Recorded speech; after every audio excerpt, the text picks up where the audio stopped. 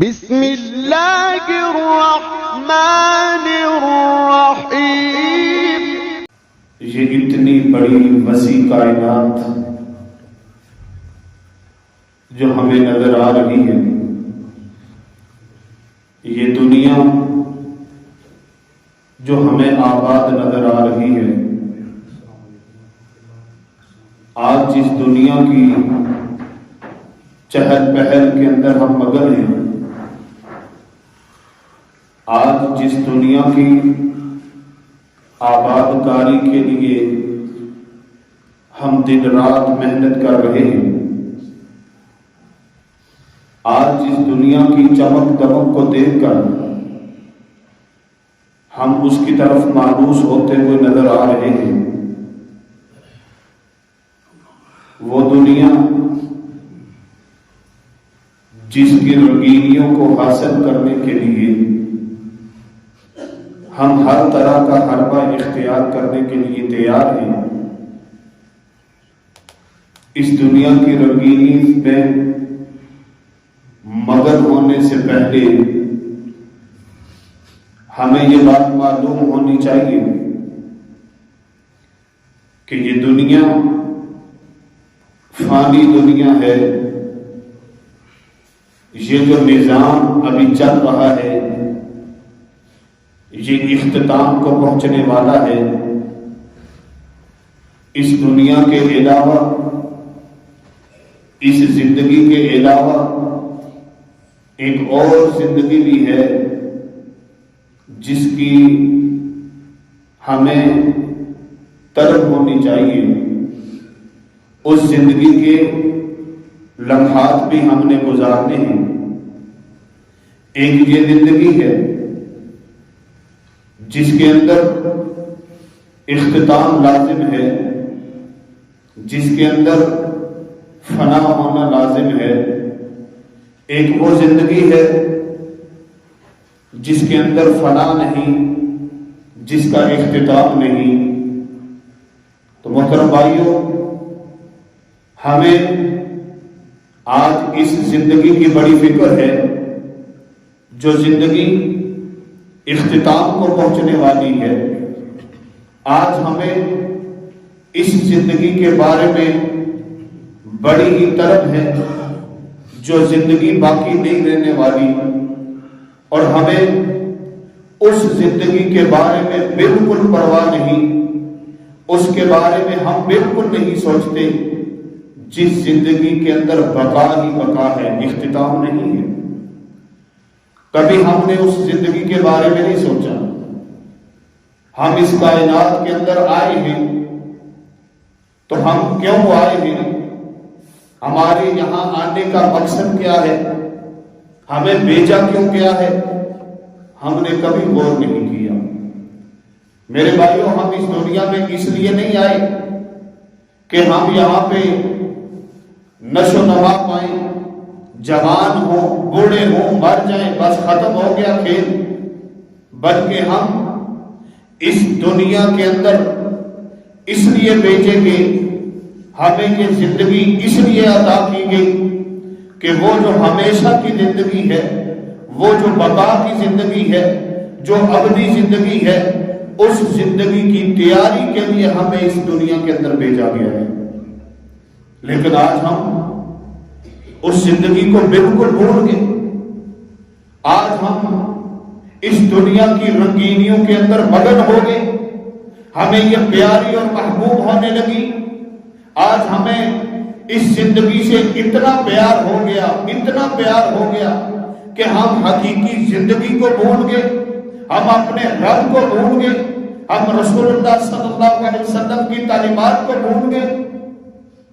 میرے بھائیوں، یاد رکھنا، یہ زندگی ہمیشہ کی زندگی نہیں ہے۔ یہ زندگی صرف ہمیں اس لیے دی گئی ہے تاکہ ہم اس زندگی کے لیے تیاری کر سکیں۔ یہ ہمیں زندگی ملی ہے، موت آنی ہے۔ یہ موت و حیات کا جو مرحلہ رب نے بنایا ہے، اس کا نقشہ کھینچتے ہوئے اللہ نے قرآن میں فرمایا، الذی خلق الموت والحیات لیبلوکم ایکم احسن عملا۔ اللہ کہتے ہیں کہ جو میں نے موت اور زندگی کا مرحلہ بنایا ہے، تمہیں زندگی دی، پھر تمہارا اختتام ہوگا، اس کی وجہ کیا ہے؟ فرماتے ہیں لِيَبْلُوَكُمْ أَيُّكُمْ أَحْسَنُ عَمَلًا۔ اللہ تعالیٰ کہتے ہیں کہ میں دیکھنا چاہتا ہوں، میں آزمانا چاہتا ہوں تم میں سے اچھے عمل کون کرتا ہے، تم میں سے آخرت کی تیاری کون کرتا ہے، آخرت کے بارے میں کون سوچتا ہے۔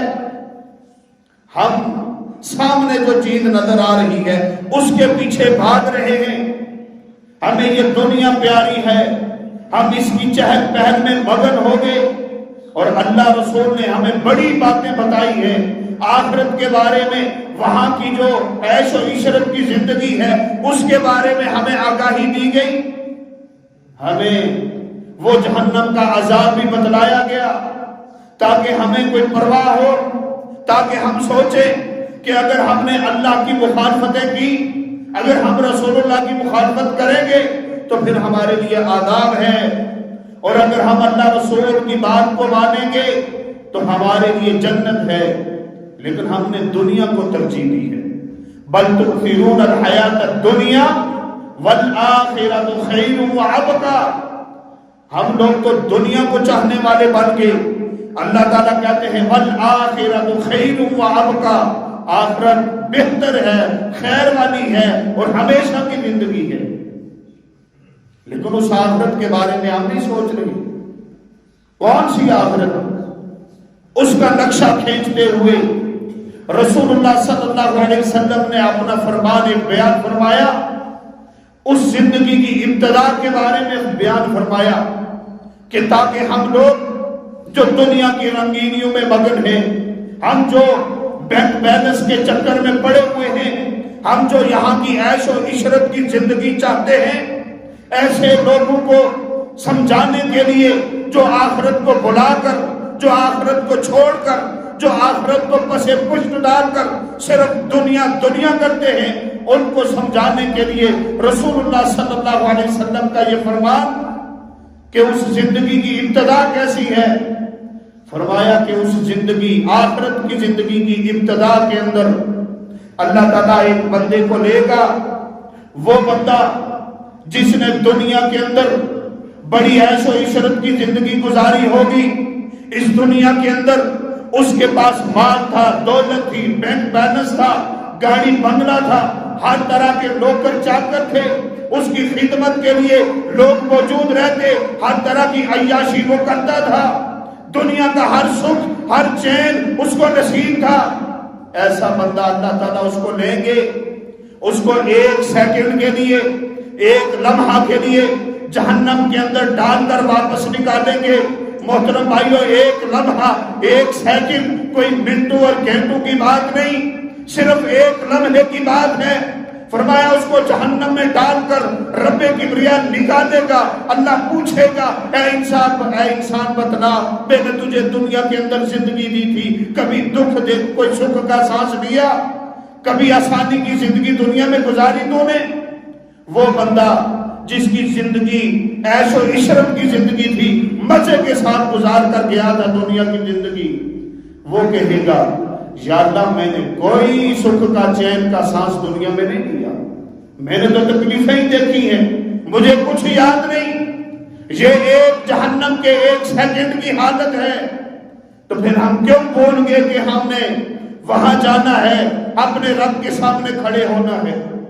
فرمایا ایک بندہ دنیا کے اندر بڑی ہی مفلسی کی زندگی گزاری، اس کے پاس کھانے کے لیے اچھا نہیں، پہننے کے لیے اچھا نہیں، رہنے کے لیے اچھا نہیں، ہر طرح کی مشقت اس نے دنیا میں اٹھائی ہوگی، بیماریاں اس کے پاس، ہر طرح کے مصائب و آلام اس پر ٹوٹتے تھے، ہر طرح کی مشکلات اس نے دیکھی۔ اللہ تعالیٰ ایک لمحہ کے لیے، ایک سیکنڈ کے لیے اس کو اٹھا کے جنت میں ڈالے گا، پھر واپس نکالے گا، اور اللہ پوچھے گا اے میرے بندے بتلا، میں نے تجھے 60-70 سالہ زندگی دی دنیا میں، کیا تو نے کبھی دنیا کے اندر کوئی دکھ دیکھا تھا؟ وہ بندہ جس کی زندگی کٹی ہی دکھوں کے اندر تھی، وہ بندہ ایک لمحے کا سکون جنت کا پانے کے بعد کہے گا اللہ میں نے دنیا میں کبھی دکھ دیکھے ہی نہیں ہے، میں تو عیش و عشرت کی زندگی گزار کر آیا. یہ ہے آخرت کی زندگی جس کا ایک لمحہ سکون دنیا کے مسائل بلا دینے والا، جس کی ایک سیکنڈ کی تکلیف دنیا کی ساری آسائشوں کو بلا دینے والی ہے. ہم اس آخرت کو کیوں بلا بیٹھے ہیں؟ ہمیں یہ دنیا کیوں نظر آ رہی ہے؟ میرے بھائیو، جس چیز کو آخرت کی سمجھ آ گئی، جس چیز کو یہ پتہ چل گیا کہ آخرت ہے، رب کے سامنے جانا ہے، رب کے سامنے کھڑا ہونا ہے، رب کو جواب دینے ہیں، جنہوں نے آخرت کو سمجھ لیا ان کو دنیا کی عیش و عشرت بھول گئی، مارے بھی کھائی، آخرت کو نہ چھوڑا. بلال حبشی کی مثال سامنے ہے، مارے پڑی ہیں، دین کو نہیں چھوڑا. پتا تھا کہ دین کو چھوڑا تو آخرت ہاتھ سے گئی. وہ صحابی، ان کا بھی اپنے ذہن میں تصور لائے، 3 ساتھی تھے، جنگ سے پیچھے رہ گئے. رسول اللہ صلی اللہ علیہ وسلم 50 دن تک ناراض رہے ان سے. غلطی ہو گئی تھی، کوتاہی ہو گئی تھی. 50 دن اللہ کے رسول ناراض رہے، مسلمان ناراض رہے. اتنی بڑی مشقت کہ سارا مدینہ ان سے ناراض ہے، مشکل کے وقت گزر رہے ہیں.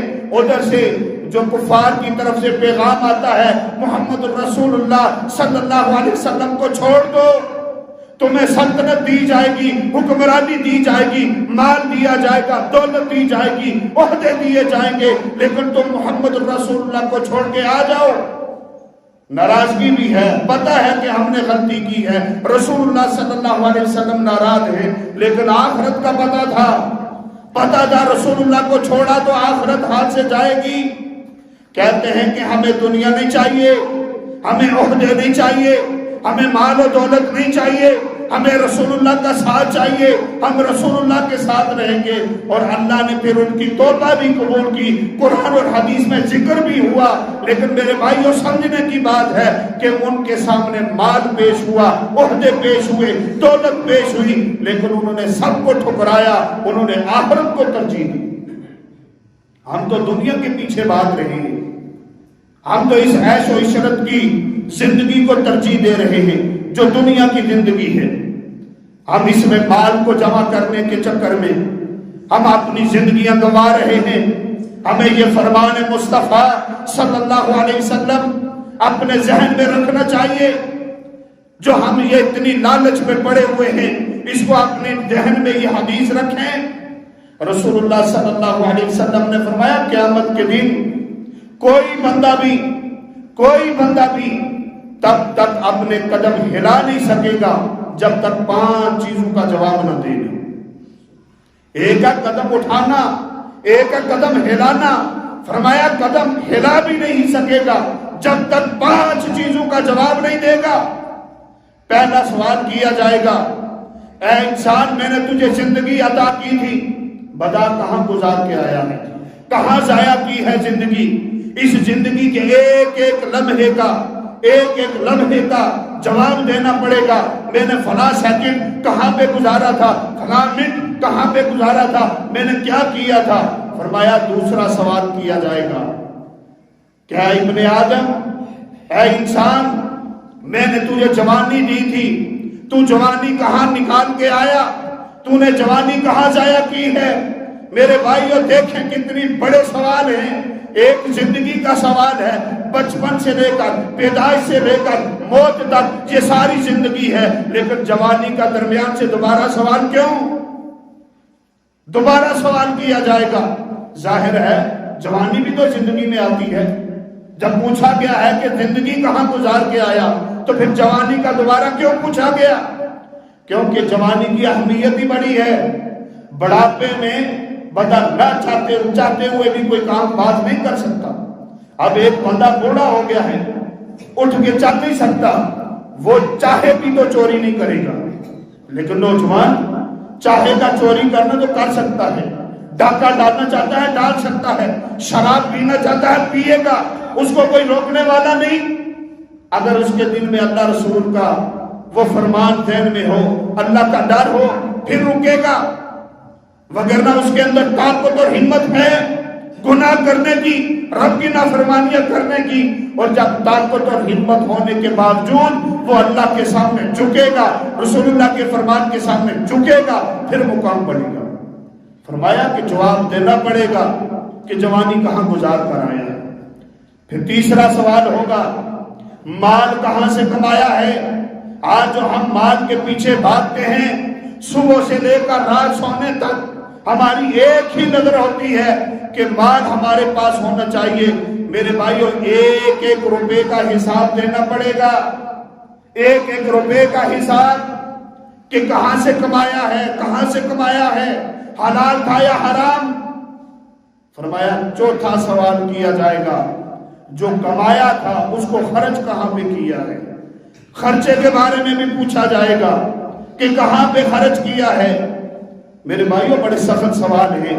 اور آخری پانچواں سوال جو کیا جائے گا، کہا جائے گا کہ تو نے علم سیکھا کتنا تھا، اور جو تیرے پاس علم تھا اس کے مطابق عمل کیا تھا کہ نہیں کیا تھا۔ کبھی ہم نے سوچا ہے ان چیزوں کو؟ کبھی ہم نے غور کیا ہے آخرت کے بارے میں؟ میرے بھائیوں، بڑے سخت معاملات ہیں، آخرت بہت زیادہ سخت ہے۔ ہم بالکل مدہوش ہو کر زندگی گزار رہے ہیں۔ آج ہم دنیا کی ریل پیر میں لگے ہوئے ہیں، لیکن جس دنیا کو ہم اکٹھا کر رہے ہیں، میرے بھائیوں، یہ ہم نہ بھی چھوڑنا چاہیے، ہمیں چھوڑ دے گی۔ دنیا کسی کے ہاتھ میں آنے والی نہیں ہے، یہ پہلے بھی تھی۔ ہمارے آبا و اجداد اس دنیا میں رہے، وہ دنیا کو چھوڑ کے چلے گئے۔ آج ہم ہیں، کل ہم نہیں ہوں گے، ہماری جگہ اور کوئی ہوگا، پرسوں ان کی جگہ اور کوئی ہوگا۔ یہاں تو اپنا کسی کا بس نہیں چلتا، مرنا ہے۔ اللہ نے موت کا فیصلہ لکھا ہے تو کوئی چاہے یا نہ چاہے اس کو مرنا پڑے گا، دنیا چھوڑنی پڑے گی۔ تو پھر ہم کیوں اپنے رب سے تعلق توڑ کر بیٹھے ہیں؟ کیوں ہم دنیا کے نشے میں مگن ہو چکے ہیں؟ کیوں ہمیں آخرت یاد نہیں آ رہی؟ کیوں ہمیں اپنے رب کے سامنے کھڑا ہونے سے ڈر نہیں لگ رہا؟ میرے بھائیوں، مجھے بتاؤ تو صحیح، آج یہاں پہ کسی بڑے افیسر، وہ دنیا کا افسر جس کی ٹکے کی اوقات نہیں ہوتی، جس کی ایک ٹکے کی اوقات نہیں، اس افیسر کے سامنے جانا پڑے تو بعض دفعہ ہماری ٹانگیں کانپ جاتی ہیں۔ لیکن کبھی ہم کانپتے ہیں کہ ہم نے اس اللہ اکبر، اس سب سے بڑے رب کے سامنے کھڑے ہونا ہے، اس کو ہم نے جواب دینا ہے، ایک ایک لمحے کا جواب دینا ہے۔ کبھی ہم نے سوچا ہے؟ کبھی ہم نے غور کیا ہے؟ میرے بھائیوں، دنیا کمائیں، یہ مت سمجھنا کہ ہم دنیا کی مخالفت کرتے ہیں۔ ہم کہتے ہیں کہ نہ ہی اسلام نے ترک دنیا کا درس دیا ہے اور نہ ہی اسلام نے غرق دنیا کا درس دیا ہے۔ اسلام یہ نہیں کہتا کہ تم بالکل دنیا کو چھوڑ کر مسجد میں بیٹھ جاؤ، صرف اللہ اللہ کرتے رہو، اور اسلام یہ بھی نہیں کہتا کہ دین کو چھوڑ کر دنیا میں غرق ہو جاؤ، رب کو بھول جاؤ، آخرت کو بھول جاؤ، تمہیں یہ پرواہ ہی نہ ہو کہ ہم نے رب کے سامنے جانا ہے۔ اللہ کہتا ہے، رسول اللہ صلی اللہ علیہ وسلم کہتے ہیں کہ دنیا کو گزارو لیکن اللہ رسول کے کہنے پر گزارو، جیسے اللہ رسول نے حکم دیا، جیسے تعلیمات دی ہیں ویسے اپنی زندگی گزارو۔ اللہ تمہاری دنیا بھی بنائے گا، آخرت بھی بنائے گا۔ ہمیں تو دونوں چیزیں چاہیے، دنیا بھی اچھے طریقے سے چاہیے، آخرت بھی اچھی چاہیے۔ تو دنیا تب اچھی بنے گی، آخرت تب اچھی بنے گی جب ہم اس کی فکر کریں گے۔ کوئی بھی کام کرنے لگے ہمیں پرواہ ہو کہ رسول اللہ نے اس کے بارے میں کیا کہا ہے، کیا میں جو کام کرنے لگا ہوں کیا اسلام کی تعلیمات اس کی اجازت دیتی ہیں، کیا قرآن اس کی اجازت دیتا ہے؟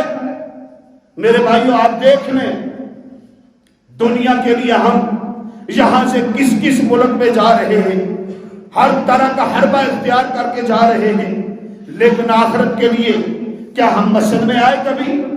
کیا مسجد آباد نظر آتی ہیں ہمیں؟ مسجد کے اندر ہمیں ایک نمازی، دو نمازی، کبھی امام اکیلا، کبھی دو تین بندے پیچھے، خصوصاً بوڑھے ہی ہوتے ہیں، نوجوانوں کو تو فکر ہی نہیں ہے۔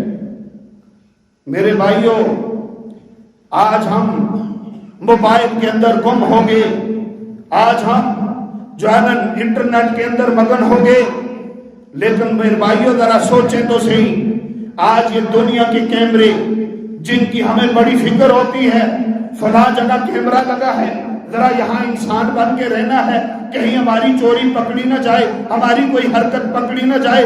اور جو رب نے اتنے کیمرے لگائے ہیں، ان کیمروں کے بارے میں ہم کیوں نہیں سوچتے؟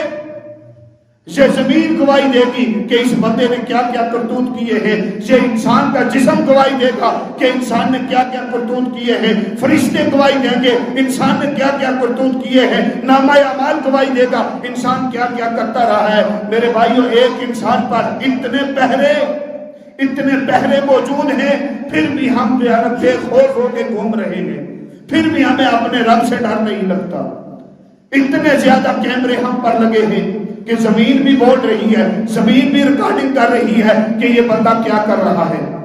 انسان کا اپنا وجود، اپنا جسم، جس کی راحت کے لیے ہم اللہ کو بلا رہے ہیں، جس کی جو ہے نا راحت کے لیے ہم قرآن و حدیث کو پتے پشت ڈال رہے ہیں، یہی جسم کل رب کے حکم پر بولے گا، جواب دے گا، ہاتھ بولیں گے، پاؤں بولیں گے، جو ہے نا زبان بند ہوگی، کان بولیں گے، جسم کا انگ انگ بولے گا اور رب کو کہے گا اے اللہ یہ میرے ساتھ یہ کرتا رہا ہے۔ فرشتے بولیں گے، جو ملائکہ لکھ رہے ہیں، ایک ایک چیز لکھ رہے ہیں، وہ بولیں گے کہ یا اللہ یہ کیا کرتے رہے ہیں۔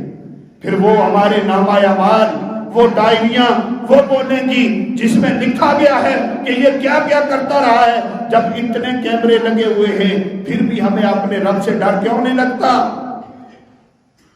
نوجوان موتیں ہوتی ہیں کبھی ہمارے دل نہیں کانپے؟ روزانہ روڈ پر ایکسیڈنٹ دیکھتے ہیں، کیا ہمارے دل نہیں کانپتے؟ فلاں بندہ جا رہا تھا، مزدوری کرنے جا رہا تھا، نوکری پہ جا رہا تھا، اٹیک ہو گیا ہے، ایکسیڈنٹ ہو گیا ہے، یہ مسئلہ بن گیا ہے، دنیا سے چلا گیا ہے، کیا ہم یہ خبریں نہیں سنتے؟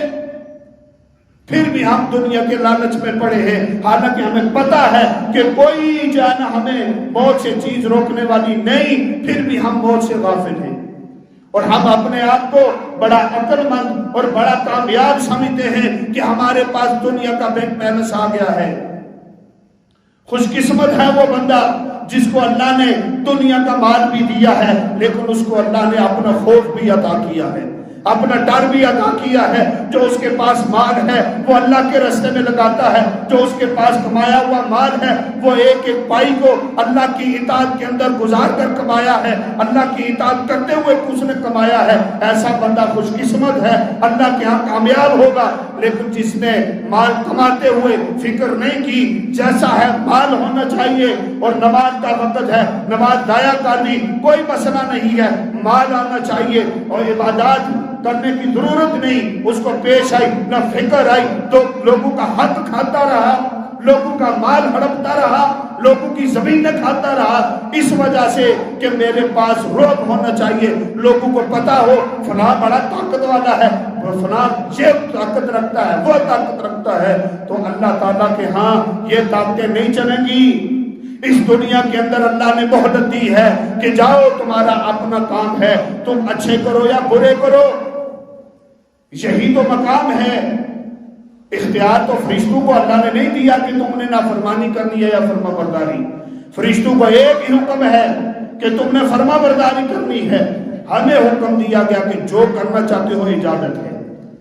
مقام تو تب جا کے اللہ کے ہاں بنے گا، پھر پوچھا جائے گا، پھر ماریں پڑیں گی مخالفین کو، پھر ماریں پڑیں گی جو ہے نا اللہ رسول کی نافرمانی کرنے والوں کو، جہنم کی سزائیں۔ نبی علیہ السلام نے فرمایا جہنم سے سب سے ہلکا عذاب جس کو جہنم کے اندر دیا جائے گا، صرف آگ کا جوتا پہنایا جائے گا اور اس آگ کے جوتے کو پہنتے ہی بندے کے دماغ کے اندر سے شعلے نکلنے شروع ہو جائیں گے، آگ نکلے گی سر سے۔ یہ صرف ایک جوتے کی بات ہے، تو باقی جو سزائیں ہیں، باقی جو مارے ہیں وہ اس کے علاوہ ہے۔ اور اگر بندے نے اللہ رسول کی بات مانی ہوگی، اس دنیا کے اندر اللہ رسول کی اطاعت کی ہوگی، اس کا اٹھنا بیٹھنا، اس کا چلنا پھرنا، اس کا سونا جاگنا اللہ رسول کے فرمان کے مطابق ہوگا، پھر اللہ جنت کا مہمان بنائے گا اور جنت کے اندر میں سمجھتا ہوں اللہ نے بڑی نعمتیں بیان کی ہیں، لیکن بندے کو ایک نعمت بھی اگر ذہن میں رکھ لے کہ یہ نعمت مجھے جنت میں ملے گی تو اللہ کی قسم تیاری آسان ہو جائے گی۔ وہ کون سی نعمت ہے جو جنت میں ملے گی؟ ہے تو بہت ساری نعمتیں ہیں، لیکن سب سے بڑی نعمت جو اللہ تعالیٰ بڑی نعمت جنت کے اندر دے گا وہ ہے اپنا دیدار۔ اور جب بندہ اللہ کا دیدار کرے گا، حقیقت بات ہے کہ اس بندے کو باقی جنت بھول جائے گی۔ اللہ کے دیدار میں سکون اتنا ہے، اللہ کے دیدار میں لذت رب نے اتنی رکھی ہے، تو کیوں نہیں ہم اپنے رب کا دیدار کرنے کے لیے تیار ہوتے؟ کیوں نہیں ہمارے اندر یہ جو ہے طرف پیدا ہوتی کہ ہم اپنے رب کا دیدار کریں، اپنے رب کو دیکھیں گے؟ اس کے لیے محنت کی ضرورت ہے، اس کے لیے اطاعت اور فرما برداری کی ضرورت ہے۔ میرے بھائیو آج دیکھ لیں ہماری کتنی زندگیاں بیت چکی ہیں، لیکن ہم نے اپنی جو زندگیاں گزاری ہیں وہ اللہ رسول کے مخالفت میں گزاری ہیں۔ آج اپنے آپ کو بدلیں، آج اپنے آپ کو بدل ڈالیں کہ اللہ جو کر چکے ہیں اس کی معافی چاہتے ہیں، جو ہو گیا ہے اس سے توبہ کرتے ہیں، آئندہ ہم اللہ رسول کی بات مانتے ہوئے زندگی گزاریں گے۔ یہ تہیہ کریں، اپنے آپ کو بدلیں، آخرت کی تیاری کریں۔ یہ جو ہمیشہ کا گھر ہے اس گھر کی تیاری کریں، جو ہمیشہ کا گھر ہے اس گھر کے لیے تیاری کریں۔ یہاں محلات بنانے سے وہاں کے محلات کی فکر کریں، یہاں جو ہے نا اپنا وقار بنانے سے وہاں کے وقار کی فکر کریں، یہاں مکرم بننے سے وہاں مکرم بننے کے لیے توبہ کریں۔ اللہ کے رسول صلی اللہ علیہ وسلم کی جو ہے نا پڑوس کی دعائیں کریں، جنت الفردوس کی دعائیں کریں، اور یہ ساری چیزیں محنت سے ملتی ہیں۔ گھر بیٹھے صرف دعاؤں سے کچھ نہیں ہوتا، محنت لگن یہی چیز آپ کو وہاں لے کر جائے گی۔ وہ صحابی نے کہا تھا نا اللہ کے رسول صلی اللہ علیہ وسلم کو، اے میرے ساتھی، اللہ کے رسول نے کہا اے میرے ساتھی کیا چاہتا ہے؟ مانگ میں رب سے لے کر دوں گا۔ کہا اللہ کے رسول آپ کا پڑوس چاہیے، آپ کا گوانڈ چاہیے۔ رسول اللہ نے کیا کہا تھا کہ میری مدد کر، سجدے کر کے۔ پتہ چلتا ہے زیادہ نوافل پڑھنے سے، نمازیں پڑھنے سے اللہ کا قرب حاصل ہوتا ہے، جنت آسان بنتی ہے۔ آج بے نماز بن کے ہم جنت کے خواب دیکھ رہے ہیں۔ اپنے آپ کو نمازی بنائیں، سجدے کرنے والے بنائیں، اللہ کے سامنے جھکنے والے بنیں، اللہ جنت آسان بنا دے گا۔ اللہ تعالیٰ سے دعا ہے کہ اللہ تعالیٰ ہمیں صحیح معنوں کے اندر اطاعت رسول صلی اللہ علیہ وسلم کرنے کی توفیق عطا فرمائے۔ اللہ تعالیٰ ہمیں جنت الفردوس کی تیاری کرنے کی توفیق عطا فرمائے، اپنی آخرت بنانے کی توفیق عطا فرمائے۔ وما علینا الا البلاغ۔